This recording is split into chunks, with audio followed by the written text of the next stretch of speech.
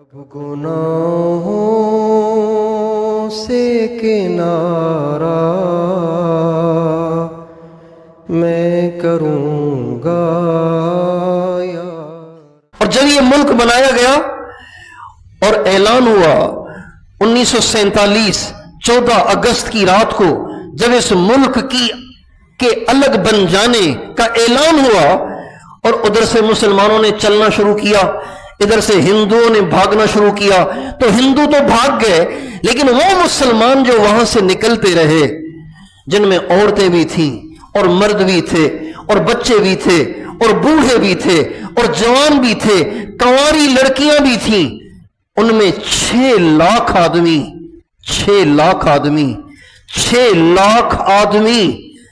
سکھوں کی تلواروں کی نظر ہو گئے۔ کتنے آدمی؟ یہ 6 لاکھ وہاں سے کیوں چلے تھے؟ اس لیے نہیں کہ وہاں کی زمینیں بنجر ہیں، اس خطے کی زمینیں سرسبز و شاداب ہیں، اس لیے نہیں کہ وہاں ان کے کاروبار نہیں تھے، یہاں ان کو کاروبار کے بڑے مواقع میسر آئیں گے، اس لیے نہیں کہ وہاں ان کے گھر نہیں تھے، یہاں ان کے کوئی بنگلے بنے ہوئے تھے، کوٹھیاں بنی ہوئی تھی، اس لیے بھی نہیں کہ وہاں ان کے ہم زبان لوگ نہیں تھے، یہاں ان کے ہم زبان لوگ تھے، وہاں ان کے ہم مزاج لوگ نہیں تھے، یہاں ان کے ہم مزاج لوگ تھے، اس لیے نہیں، صرف یہ 6 لاکھ مرد، عورتیں، بچے، جوان، بوڑھے، کنواری بچیاں اپنے گھروں کو چھوڑ کر، کاروباروں کو چھوڑ کر، زمینوں کو چھوڑ کر، پراپرٹیوں کو چھوڑ کر، جائیدادوں کو چھوڑ کے وہ یہاں اس لیے ہجرت کرنے چلے تاکہ ہم آزادی کے ساتھ برقع اوڑھ سکیں، آزادی کے ساتھ ہم دین پہ چل سکیں، آزادی کے ساتھ ہم نمازیں پڑھ سکیں، اپنے بچوں کی دینی تربیت کر سکیں۔ ایک اسکول میں ہندو بھی پڑھ رہے ہیں، مسلمان کے بچے بھی پڑھ رہے ہیں، اب مسلمان اپنے مسلمان بچے کو دینی معاشرت سکھائے تو کیسے سکھائے؟ یہ ایک مسئلہ تھا۔ ایک اسکول میں 50 بچے ہندوؤں کے ہیں، 50 بچے مسلمانوں کے ہیں، مجھے بتائیے خالص طریقے کے ساتھ اسلامی معاشرت سکھائی جا سکتی تھی؟ بولیے، اسلامی طریقہ سکھایا جا سکتا تھا؟ ایک یونیورسٹی میں ہندوؤں کی لڑکیاں بھی پڑھ رہی ہیں، ہندوؤں کے اور مسلمانوں کی لڑکیاں بھی پڑھ رہی ہیں، مجھے بتائیے اس کالج میں، اس یونیورسٹی میں اماں فاطمہ اور اماں عائشہ اور اماں خدیجہ کا آئیڈیل کیسے پیش کیا جا سکتا تھا جبکہ آدھو آدھ ہندو ہیں؟ اس لیے اس کی ضرورت پیش آئی کہ خطہ بنایا جائے جہاں اسلام نافذ ہو، جہاں اللہ کا حکم پورا ہو، نبی کا طریقہ پورا ہو۔ ان 6 لاکھ انسانوں نے، مسلمانوں نے، جن میں کنواری بچیاں اور بوڑھی عورتیں بھی تھیں اور جوان بھی تھے، بوڑھے بھی تھے، بچے بھی تھے، انہوں نے اپنے گھر بار چھوڑے، بنے بنائے گھر چھوڑے، اور آگے کوئی گھر ملنے کی امید نہیں، اپنی دکانیں چھوڑ دیں، آگے کیا ہوگا، کہاں سے کمائیں گے، کیسے کھائیں گے، کوئی ان کا انتظام نہیں۔ یہ کوئی آسان ہے؟ یہ ہجرت کرنا آسان ہے؟ اس طرح ہجرت کرنا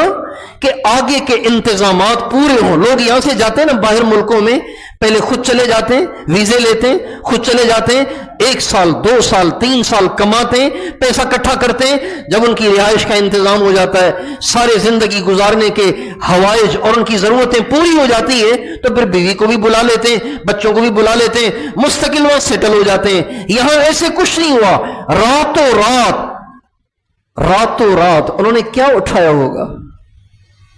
ان 6 لاکھ انسانوں نے جب اچانک ریڈیو پہ یہ اعلان سنا کہ پاکستان مسلمانوں کا ملک الگ ہو چکا ہے، ہندوؤں کا ملک الگ ہو چکا ہے، جب انہوں نے یہ اعلان سنا ہوگا